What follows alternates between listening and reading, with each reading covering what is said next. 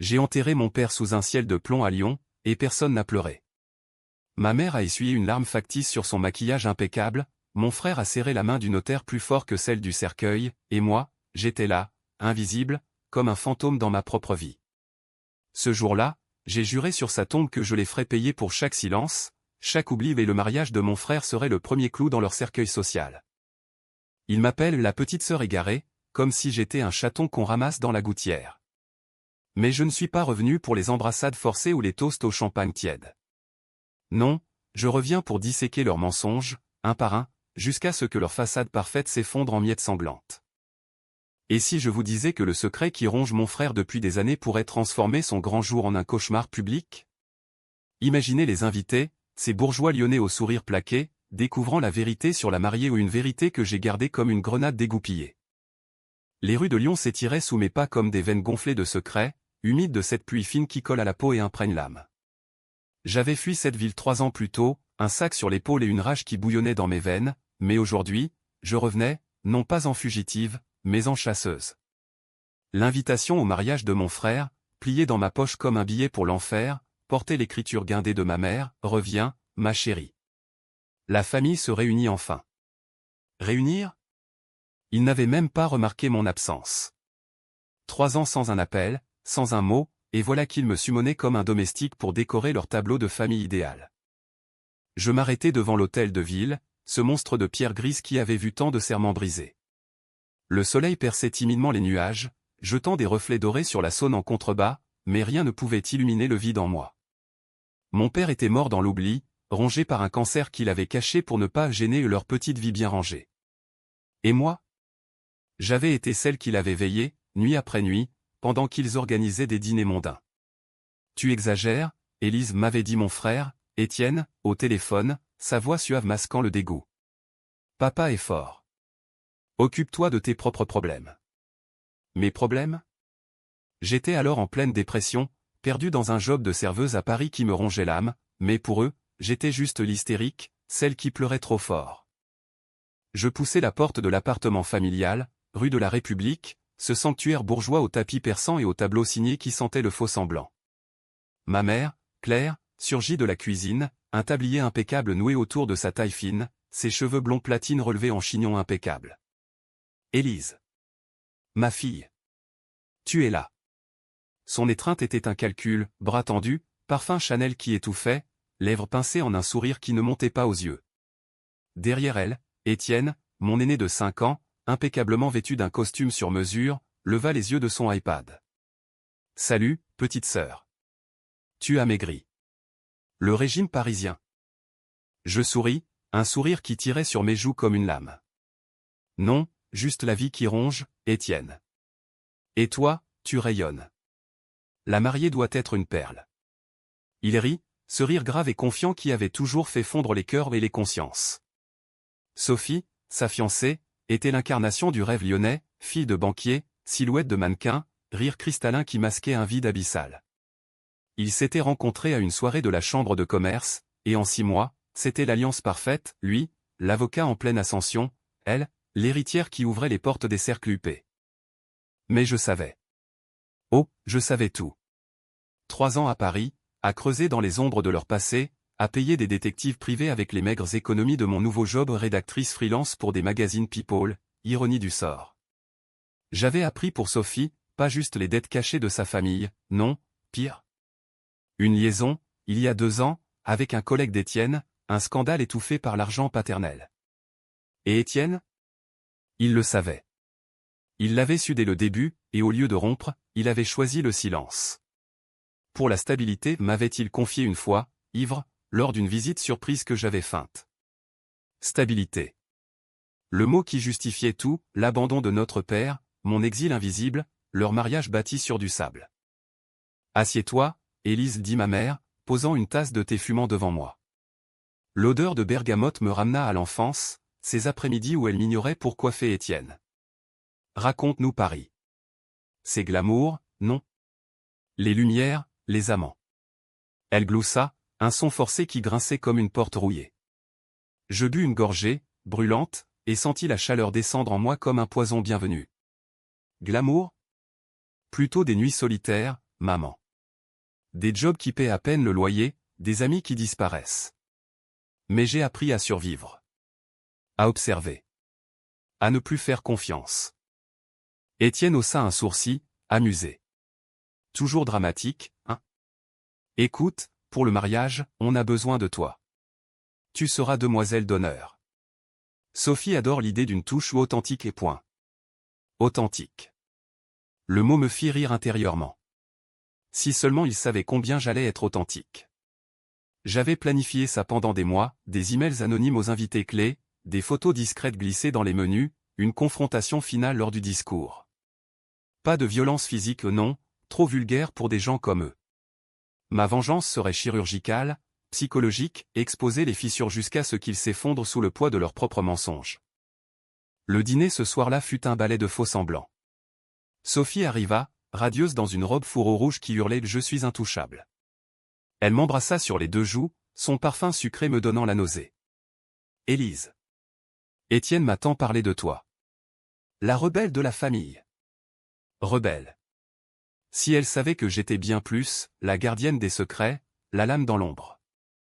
Nous mangeâmes du foie gras et du vin de Beaujolais, riant de souvenirs édulcorés.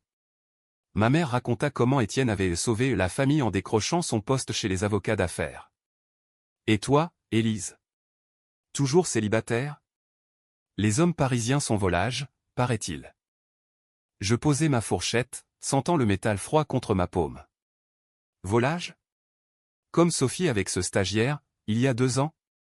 Le silence tomba comme une guillotine.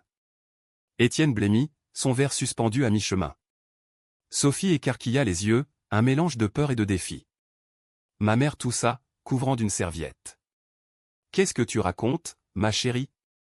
Une blague? » Pas une blague. Juste le premier coup. Oh, rien. Une rumeur que j'ai entendue. Paris est petit, vous savez. Étienne me fixa, ses yeux bleus héritage de père durcissant en glace. Surveille tes mots, Élise. Ce n'est pas le moment. Le moment? Il n'y en avait pas de meilleur. Je souris, avalant une bouchée de magret qui avait soudain le goût du sang. La soirée se traîna, tendue, avec des rires forcés et des regards obliques. Plus tard, seul dans ma chambre d'enfance au poster jauni de stars françaises des années 90 encore accroché, je sortis mon téléphone. Un message anonyme, déjà programmé, demande à Sophie pourquoi elle pleurait dans les bras de Marc, le 15 juin 2023. Envoyé à la mère de Sophie. Le premier fil tiré. Cette nuit-là, je ne dormis pas. Les bruits de la ville, klaxons lointains, murmures de couples dans les immeubles voisins me berçaient comme une litanie de vengeance. Mon père m'avait appris ça, dans ces derniers jours, alité, la voix rauque, Élise, la famille n'est pas du sang. C'est du choix. Et ils ne t'ont pas choisi. Ces mots étaient mon carburant. Demain, les essayages de robes. Demain, je commencerai à tisser ma toile plus serrée.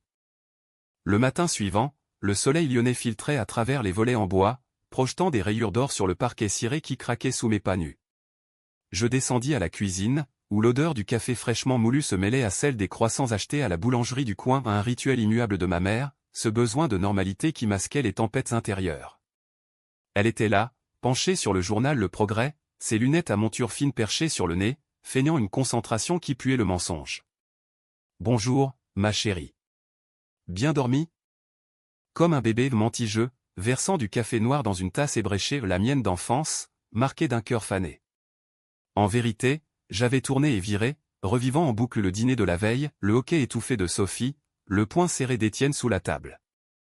Mon message anonyme avait atterri, j'en étais sûr, les silences en disaient long. « Et toi, maman ? Des nouvelles d'eux. Qui tu sais ? » Elle releva la tête, un pli soucieux entre les sourcils. « Sophie ? Elle est un peu nerveuse pour les essayages aujourd'hui. Les nerfs du mariage, tu sais. » Nerfs ? Ou culpabilité ? Je m'assis en face d'elle, croquant dans un croissant qui s'effritait comme leur union. Les mariages, c'est fait pour ça, déterrer les squelettes. Papa l'aurait dit. Son visage se ferma, une armure de glace. Ton père. Il repose en paix. Ne remue pas le passé, Élise. Le passé. C'était tout ce qu'ils avaient, ce passé qu'ils avaient réécrit pour effacer les failles. Après la mort de papa, Étienne avait pris les rênes, vendu l'appartement familial à la campagne pour investir dans l'avenir, viré la gouvernante qui avait veillé sur moi petite pour embaucher une plus moderne. Et moi? J'avais été relégué à l'oubli, mes appels ignorés, mes mails classés dans les spams de leur conscience. 3 ans à Paris, à reconstruire de zéro, un studio minuscule près de Montmartre, des nuits à écrire des articles sur les drames des autres pour exorciser le mien. J'avais lu Freud, Nietzsche, ces géants qui disséquaient l'âme humaine comme un scalpel sur chair vive. La vengeance n'est pas un acte, écrivait Nietzsche, c'est une catharsis. La mienne serait un opéra sanglant.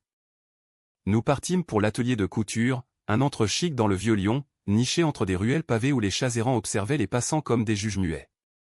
Sophie nous attendait, impatiente, dans une robe de soie ivoire qui épousait ses courbes comme une seconde peau. Élise. Viens, et c'est la tienne. Vert émeraude, pour faire ressortir tes yeux. Ses mains tremblaient légèrement en me tendant le tissu, et je vis l'ombre dans son regard, la peur d'une femme qui sait que son château de cartes vacille. La couturière, une italienne ridée nommée Rosa, piqua et ajusta, son aiguille dansant comme une dague. Magnifique, mademoiselle. Vous avez l'air d'une Vénus en colère. En colère. Le mot plana dans l'air, chargé. Sophie rit nerveusement. Élise? En colère? Jamais. Elle est la douceur incarnée. Douceur? J'enfilai la robe, sentant la soie froide contre ma peau, et me regardai dans le miroir ancien, au reflet déformé. Mes yeux, verts comme l'émeraude promise, brûlaient d'une flamme intérieure. Peut-être que la douceur est juste une pause avant la tempête, Sophie. Dans la cabine, seul un instant, je sortis mon téléphone.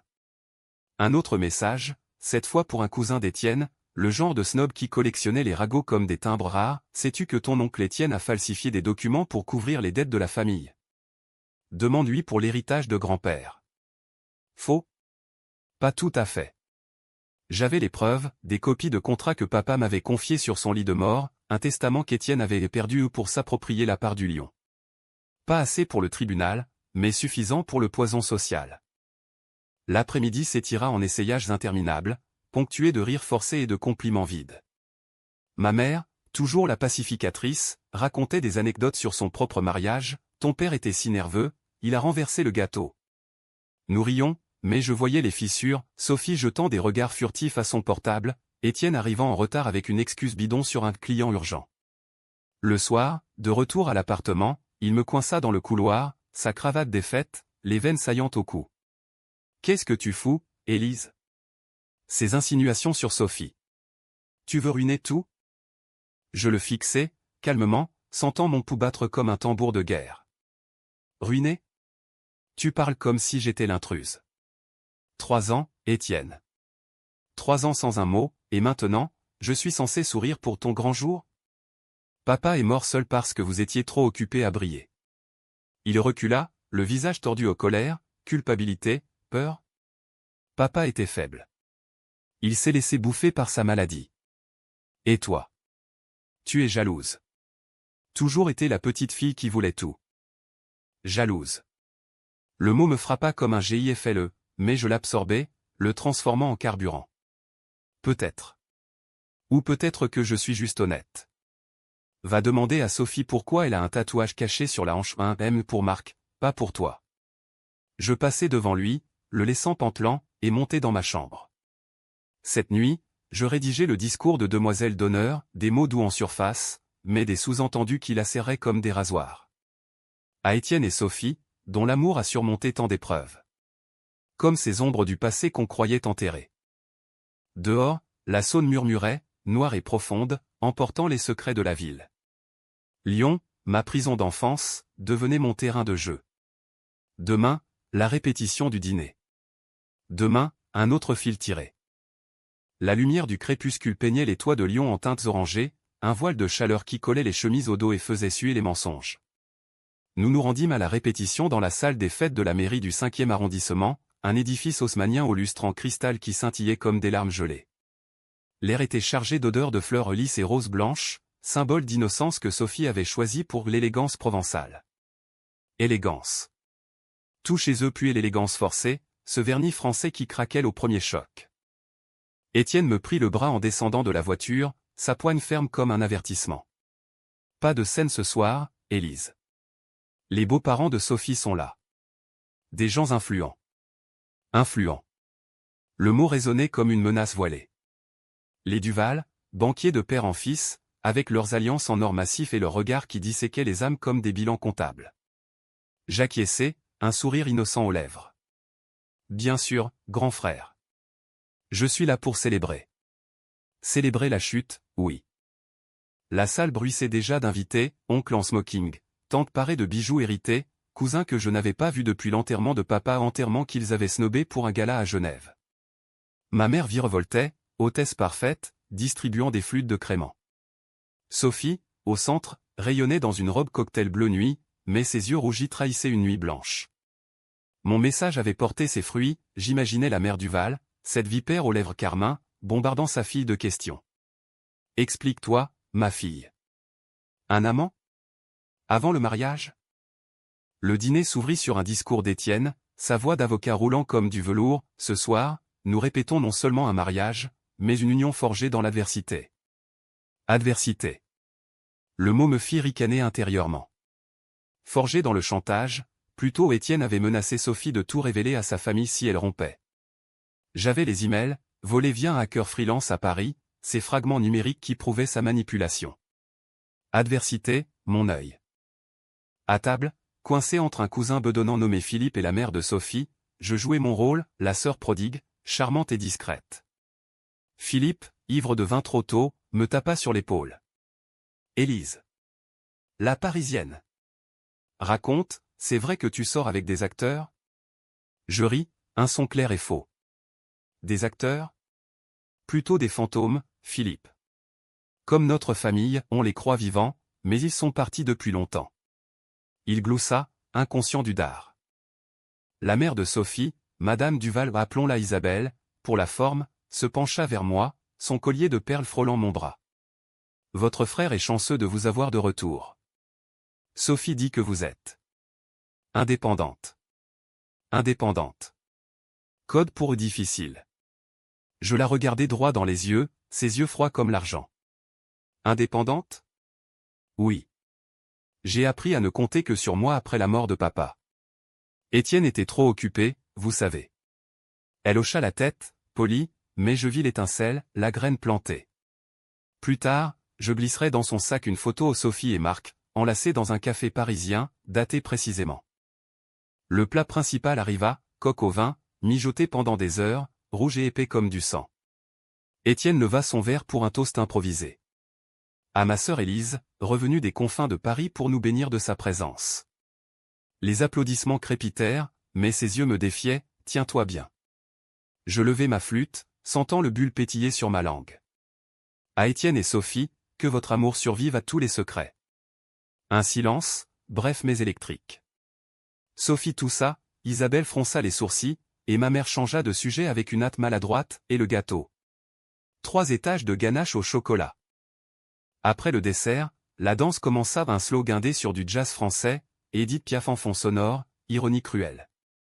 Étienne entraîna Sophie sur la piste, leur corps se mouvant en synchronie parfaite, mais je vis ses mains à elle, crispées sur ses épaules à lui. J'en profitai pour m'éclipser aux toilettes, où je laissai un billet plié sur le lavabo, Marc t'attend toujours. Un ami. Pas signé, mais assez pour la faire douter. Revenant, je croisai Philippe, qui me glissa, Élise, ton frère. Il a l'air tendu. Des problèmes au boulot? Problèmes? Des tonnes. J'avais anonymement typé un journaliste sur les irrégularités dans ses dossiers clients, rien de prouvable, mais assez pour une enquête qui le entrait. La nuit s'acheva sur des embrassades gluantes et des promesses de « à bientôt ». De retour à l'appartement, Étienne m'attendait dans le salon, une bouteille de cognac entamée à la main. C'est toi, hein? Les messages. Les rumeurs. Sa voix était basse, un grondement animal. Je m'assis en face, croisant les jambes avec nonchalance. Moi? Étienne, tu me prends pour qui? Une vengeresse de série B? Il se leva d'un bond, renversant un verre. Arrête. Papa est mort, et tu le ressuscites pourquoi? Pour te venger de nous avoir laissés? On t'a élevé, bordel. Élevé. Le mot explosa en moi comme une grenade. Élevé? Vous m'avez ignoré. J'ai nettoyé ses vomissements, tenu sa main pendant que tu signais des contrats. Et pourquoi? Pour que tu voles son héritage. Il pâlit, reculant comme si j'avais giflé. L'héritage. C'était pour la famille. Pour nous sauver. Nous. Jamais moi. Je me levai, face à lui, sentant l'air crépiter. Sauver? Tu as sauvé ton ego, Étienne. Et maintenant, je sauve la vérité. Je montai me coucher, le cœur battant la chamade, mais un calme étrange m'envahit. Demain, la fête des fiançailles. Demain, j'accélérerai, une vidéo, peut-être, envoyée à Isabelle. Le poison coulait, lent et inexorable. L'aube se leva sur Lyon comme un coup de feu, le soleil cognant aux fenêtres avec une violence qui faisait suer la pierre. Je m'habillai d'une simplicité étudiée, jean slim, chemisier blanc immaculé, cheveux lâchés en cascade bruno pour la fête des fiançailles au jardin botanique, ce poumon vert au cœur de la ville où les roses grimpaient aux treillis comme des mensonges en fleurs. Ma mère avait insisté, porte quelque chose de chic, Élise. C'est important. Important pour leur image, oui. Pour la mienne, c'était une armure. La fête était un cirque bourgeois, tentes blanches gonflées comme des voiles, serveurs en gants blancs circulant avec des plateaux de macarons et de champagne rosé. Les invités, une cinquantaine, formaient un tableau vivant de la haute société lyonnaise, avocats, commerçants en soie, veuves aux chapeaux extravagants. Étienne et Sophie trônaient au centre, échangeant des bagues symboliques sous un arche de fleurs. Pour sceller notre engagement, murmura-t-il au micro, sa voix amplifiée portant jusqu'aux serres lointaines. Engagement. Le mot me donna un haut le cœur. Je me fondis dans la foule, un verre à la main, observant comme une araignée sa toile. Isabelle Duval, radieuse mais tendue, discutait avec ma mère, je les vis échanger des regards obliques, des mots susurrés derrière des éventails. Mon billet avait fait mouche, Sophie avait pleuré, j'en étais sûr, et les fiançailles prenaient une teinte aigre. Un oncle, le frère de papa, m'approcha, son ventre proéminent tendant son gilet. Élise, ma nièce. Ça fait plaisir de te voir. Ton père serait fier. Fier? De quoi? De leur hypocrisie collective. Merci, tonton. Papa me manque. Surtout ses leçons sur l'honnêteté. Il rit, mal à l'aise, et s'éloigna vers le buffet. Je profitai d'un moment où Sophie se levait pour saluer des invités pour m'approcher d'Isabelle. Madame Duval, vous êtes éblouissante. Ce collier. Un héritage? Elle toucha les perles, un geste nerveux. Oui, de ma grand-mère. Et vous, Élise? Paris vous a changé. Plus. Affirmez. Affirmez. Je souris, glissant dans la conversation comme un poignard. Les épreuves forgent. Comme pour Sophie ou toutes ces rumeurs sur son passé. Ça doit être dur pour une future mariée. Ses yeux s'étrécirent, un éclat de glace. Des rumeurs? De quoi parlez-vous? Feignant l'embarras, je baissai la voix, oh, rien de grave. Juste. Un ancien flirt. Marc, je crois. Mais Étienne est au courant, bien sûr. Elle blêmit, serrant son sac comme une bouée.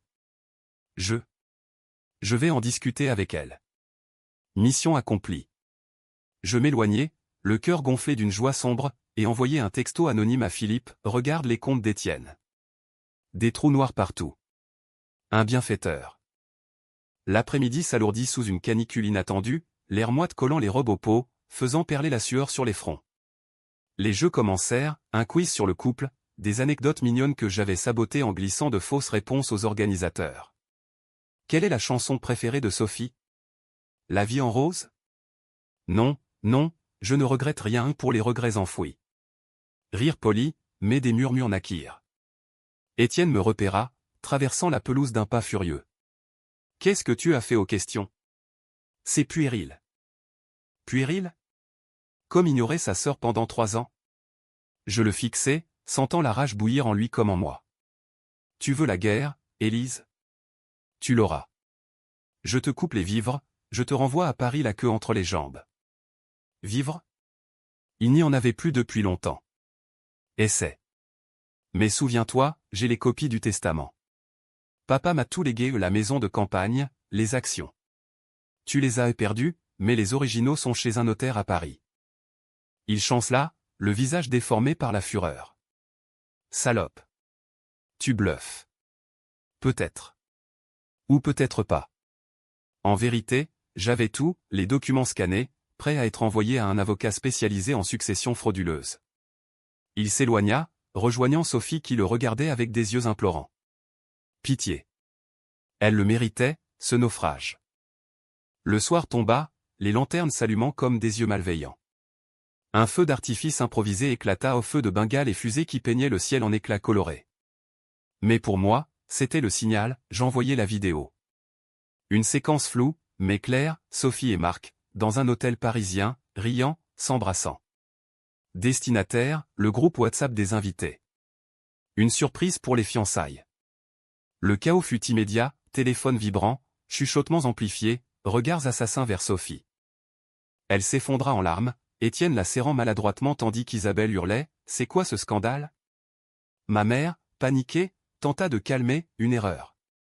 Une fake. Mais les images ne mentaient pas. Je restais en retrait, un verre à la main, observant leur monde s'effriter. La fête s'acheva en queue de poisson, invités fuyant comme des rats d'un navire coulant. De retour, dans le silence oppressant de l'appartement, ma mère me confronta, les yeux rougis. « C'est toi, n'est-ce pas ? Tu les détruis. » Je la regardais, calme. « Détruire ? Je révèle, maman. Ce qu'ils ont enterré avec papa. » Elle s'effondra sur une chaise, sanglotant pour de vrai cette fois. « Pourquoi ? Nous t'aimons. » Aime. Le verbe au présent, comme si le passé n'existait pas. Cette nuit, seul, je sentis les premières craquelures en moi. La vengeance était douce, mais amère, un vin qui laisse un arrière-goût de cendre. Le mariage était dans 2 jours. Le clou final. La pluie s'abattit sur Lyon comme une punition divine, martelant les toits en un rythme funèbre qui noyait les cris de la ville. 2 jours avant le mariage, et l'appartement familial était un champ de mines, valises à demi bouclées, robes froissées sur le sol, voix étouffées derrière les portes closes. Étienne et Sophie s'étaient réfugiés dans la chambre d'amis, leur dispute filtrant comme du venin. Comment as-tu pu me cacher ça ? Et toi, tes dettes ? Tu mens depuis des mois. Ma mère errait comme un spectre, composant des numéros pour annuler les traiteurs, les fleurs, les photographes. Tout est ruiné, gémissait-elle, un verre de vin à la main dès midi. Je restais en retrait, dans la cuisine, sirotant un espresso amer qui me rappelait Paris, ces matins solitaires où j'avais ourdi ce plan, ligne par ligne, nuit après nuit. La vidéo avait fait l'effet d'une bombe, invités annulant en masse, Isabelle Duval menaçant de couper les fonds, Philippe répandant les ragots dans ses cercles. Le mariage du siècle ? Plutôt le divorce du mois, avait-il texté à un groupe que j'espionnais. Vengeance. Le mot tournait en boucle dans ma tête, un mantra qui justifiait le chaos. Mais au fond, une voix murmurait, et après ? Quand leur monde s'effondrerait, que resterait-il du mien ? Étienne surgit à midi, les yeux injectés de sang, la barbe naissante accentuant son air de naufragé. Assieds-toi, Élise. On parle. Sa voix était rauque, dépouillée de son assurance habituelle. Je m'installai à la table en chêne massif, vestige de grand-père, sentant le bois lisse sous mes doigts comme une encre. Parler ? Maintenant que tout brûle. Il s'assit en face, frottant ses tempes. Pourquoi ? Vraiment. Papa. On l'a tous merdé. Mais toi, tu nous es à ce point. Haine. Le mot plana, lourd. Je le disséquai mentalement, pas de la haine pure, non un mélange de douleur lancinante, de trahison cristallisée en l'âme. Eh. Je vous plains, Étienne. Vous avez construit un château sur du mensonge. Sophie te trompe, tu le sais depuis le début. Les dettes de sa famille ? Tu les couvres avec l'argent de papa. Et moi ? J'étais la caution morale, celle qu'on appelle quand ça va mal. Il baissa les yeux, un aveu muet. J'avais peur. Peur de tout perdre. Le job, la réputation. Sophie était ma bouée. Bouée percée. Je sortis une enveloppe de mon sac où les documents du testament, jaunis mais intacts. Papa t'a légué 60%, à moi 40%. Tu as falsifié pour tout prendre. Pour sauver la famille, disais-tu. Il l'a pris, tremblant, et la feuilleta, le visage se décomposant. Comment? Papa me l'a dit. Sur son lit de mort. Protège ta part, Élise. Ils te mangeront sinon. Les mots de mon père, prononcés dans un râle, me revinrent comme un écho, faiblesse dans la voix, force dans les yeux. Il pleura alors pas des larmes théâtrales, mais un sanglot guttural, d'homme brisé. Je suis désolé. Pour tout. Laisse-moi réparer. Réparer? Trop tard. Mais une fissure en moi s'ouvrit, pitié? Regret? Réparer comment? En annulant le mariage? En rendant l'héritage? Il hocha la tête, désespéré. Oui.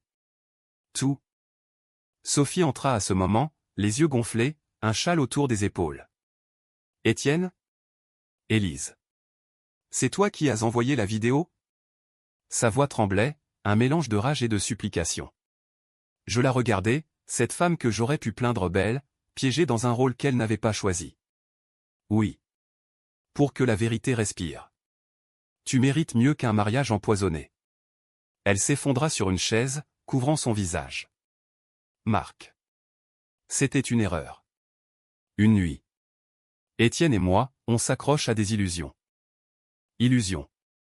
Le mot nous lie à tous, ma mère avec son alcool caché, Étienne avec son ambition vorace, moi avec ma soif de revanche. La pluie redoubla dehors, un déluge qui inondait les rues, transformant Lyon en un labyrinthe d'eau et de reflets brisés. Nous parlâmes des heures pas de cris, mais de confessions crues, pelées vives. Ma mère nous rejoignit, avouant ses propres négligences, j'ai préféré Étienne, le garçon parfait. Toi, Élise, tu me rappelais trop tes crises, tes doutes. Crise. Ma dépression d'adolescente, ignorée, mais de l'accent aigu en caprice. Pour la première fois, je vis l'humain derrière les masques, Étienne, vulnérable, Sophie, brisée, ma mère, usée. La vengeance, qui m'avait porté comme un feu, vacillait. Était-ce catharsis, ou juste destruction mutuelle? Le soir, seul, je sortis sous la pluie, marchant le long de la Saône gonflée. L'eau léchait les quais, emportant feuilles mortes et regrets. Un appel de Paris, mon éditeur, pour un article sur les familles toxiques. Ironie. Viens, Élise. Lyon t'étouffe. Mais le mariage était demain. Annulé? Ou assister à l'implosion finale? Je rentrai, trempé, et rédigeai un dernier message pas anonyme, cette fois, à tous les invités. Le mariage est annulé. La famille se reconstruit. Élise. Le jour du mariage ou plutôt, de son absence, Lyon se réveilla sous un ciel lavé par la nuit, un bleu pâle et fragile comme un pardon naissant. L'église Saint-Jean, avec ses vitraux multicolores filtrant la lumière en arc-en-ciel sur les pavés, attendait en vain, pas de limousine, pas de fleurs, juste le murmure des touristes et le carillon distant. J'étais là, assis sur un banc au fond, vêtu de la robe émeraude qui n'avait servi qu'une fois, sentant le tissu raide contre ma peau. Pas pour assister, mais pour clore. Étienne m'avait appelé à l'aube, voix brisée, c'est fini. Sophie est partie chez ses parents. On annule tout. Annule. Le mot sonnait creux, après des mois de planification obsessionnelle. Ma mère, effondrée au téléphone, avait balbutié, reviens à la maison, Élise. On parle. Parler. Pour la première fois, c'était une invitation sincère, pas un ordre. Je marchais dans le vieux Lyon, les ruelles étroites se resserrant comme des veines, l'air chargé d'odeurs de pain frais et de rivière. Les gens passaient, indifférents, un couple se disputant pour une carte postale, un vendeur de glace criant ses offres. Ma vie, avant, aurait été ce bruit de fond, maintenant, elle hurlait en moi. La vengeance avait été un feu purificateur, j'avais brûlé leurs mensonges, mais failli me consumer. Nietzsche avait tort, la catharsis laisse des cicatrices. À l'appartement, ils étaient là, Étienne, pâle et défait, en t-shirt gris, ma mère, sans maquillage, les cheveux en bataille. Pas de Sophie, pas d'invité ou juste nous, nus dans notre vérité. Élise, murmura ma mère, tendant les bras. Pas d'étreinte calculée, cette fois, un Hugues maladroit, tremblant. Pardonne-nous. Pardonne. Le mot pesa, comme une pierre dans l'estomac. Nous parlâmes toute la journée, assis en cercle sur le tapis du salon, une bouteille de vin rouge ouverte pas pour noyer, mais pour partager. Étienne avoua tout, la falsification du testament, par peur de la ruine, le silence sur l'infidélité de Sophie, par orgueil blessé. Je voulais être l'homme fort, comme papa l'était pas. Ma mère pleura, confessant ses favoritismes, Étienne était mon miroir ambitieux, lisse. Toi, Élise, tu étais le chaos, les questions qui font mal. Chaos. J'avais fui ça, à Paris, pour le retrouver en moi. Je racontais ma part, les nuits à veiller papa, sa main froide dans la mienne, ses murmures sur l'amour inconditionnel qu'il n'avait pas su donner. Il disait, la famille, c'est se choisir chaque jour. Vous ne m'avez pas choisi. Les larmes vinrent, chaudes et libératrices au pas de rage, mais de deuil différé. Étienne prit ma main, la première fois depuis l'enfance. On recommence. Pas parfait, mais vrai. Le soir, nous marchâmes le long de la Saône, le soleil couchant peignant l'eau en or liquide. Pas de grands serments, juste des silences complices, ponctués de rires timides sur des souvenirs tordus. Remembé quand tu as renversé le vase de maman pour cacher ton bulletin, gloussa Étienne. Je ris, un son pur. Et toi, quand tu as volé mes bonbons pour impressionner une fille? Paris m'attendait au mon studio, mes articles, une vie à moitié construite. Mais Lyon, pour la première fois, n'était plus une prison. La vengeance m'avait ramené, non pour détruire, mais pour reconstruire. Sur les ruines, nous planterions des graines fragiles, mais tenaces. Des mois plus tard, une carte postale de Sophie, merci pour la vérité. Marc et moi, on essaie. Sois heureuse. Je souris, la glissant dans un tiroir. La famille n'est pas du sang, ni des mensonges. C'est du choix. Et aujourd'hui, j'avais choisi.